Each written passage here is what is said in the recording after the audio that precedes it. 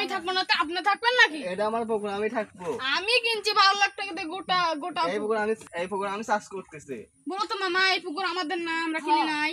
তাহলে এই শালারা কি করবো? ধরো কলা ধরো। এই তুই কি করবি শালা? তুই আমাদের জমি কিনছিস, পুকুর তো পাশার মধ্যে তুমি চল। এই পুকুর আমার, পুকুর তো ঘর আগে তুমি চল। বাইন চোদ শালা।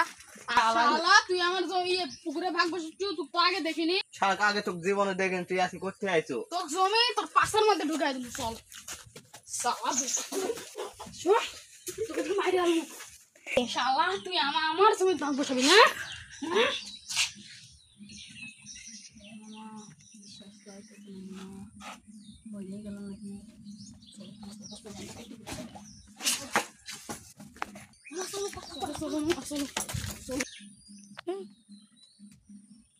ভালোই বুকা বানানো শালাটা, ভালোই লাগলো মজা।